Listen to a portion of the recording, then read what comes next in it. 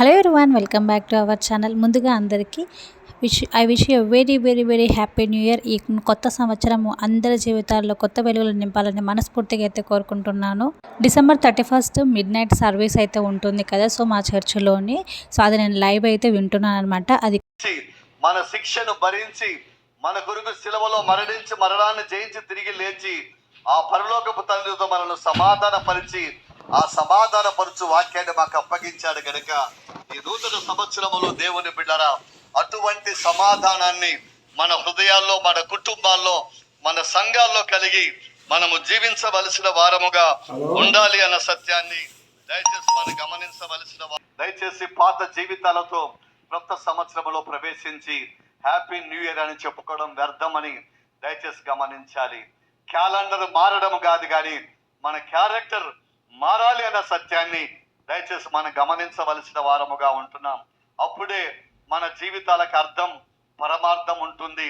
అప్పుడే కొత్త సంవత్సరము మన జీవితాలకు ఆశీర్వాదకరంగా, దీవెనకరంగా ఉంటుంది అన్న సత్యాన్ని దయచేసి మనం గమనించవలసిన వారముగా ఉంటున్నాం.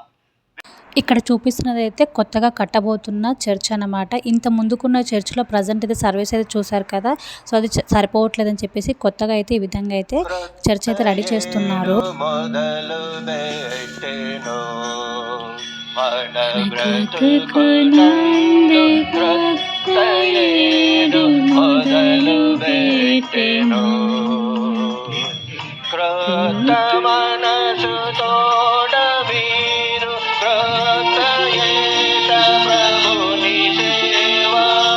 సో ఇలా సర్వీస్ అయితే వినేసాను. సో నైట్ తర్వాత నెక్స్ట్ డే మార్నింగ్ ఇక్కడ నేను ఆల్రెడీ దోసపిండి అయితే మినపప్పు జొన్న పిండితో కలిపి అయితే మెంతి పొడి కూడా కలిపి అయితే పెట్టేశాను. మార్నింగ్కి అయితే చక్కగా అది నానిపోయింది అనమాట.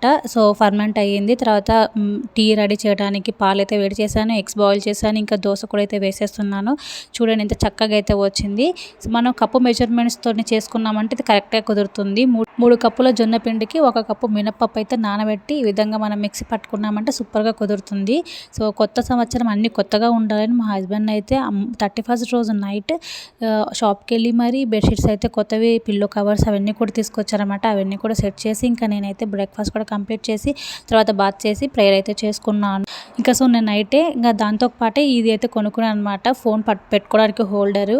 సో తర్వాత ఈ ఎలక్ట్రిక్ గ్రిల్ అయితే తీసుకున్నారు. ఆల్రెడీ ఓవెన్ ఉంది కదా, వద్దులే అంటే కూడా ఆఫర్లో ఉంది కదా అని చెప్పేసి తీసుకున్నాను. 31st రోజు అయితే క్లియరెన్స్ ఆఫర్ అని చెప్పేసి ప్రతి దాని మీద ఆఫర్లు అయితే ఉన్నాయి. అందుకే మా హస్బెండ్ అయితే ఆఫర్లో ఉందని తీసుకున్నారు.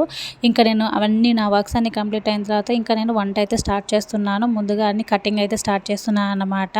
స్నానం చేయక ముందుకే ఇంకా బ్రేక్ఫాస్ట్ అయిన తర్వాత ఆల్రెడీ నేను ఏమైతే కుక్ చేయాలో అవన్నీ కూడా వాటర్లో పెట్టేశాను. ఈ లోపల అవన్నీ కూడా మెత్తగా అయిపోతాయి, తర్వాత వెంటనే కుక్ చేయొచ్చు అని చెప్పేసి.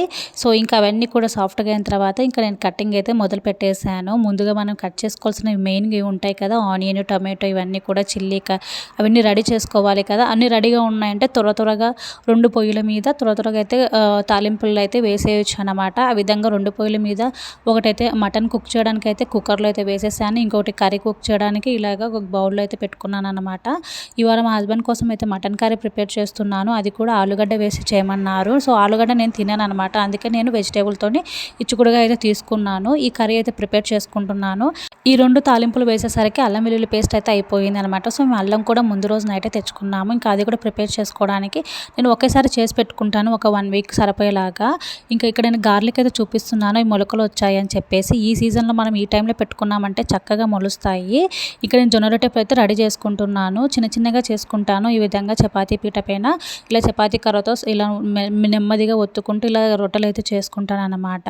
ఇంకా మొత్తం వంట అంతా కంప్లీట్ అయిన తర్వాత ఇంకా గిన్నెలు అయితే చాలా పడతాయి కదా, ఇంకా అవన్నీ కూడా క్లీనింగ్ అయితే ఇంకా చేసేస్తున్నాను.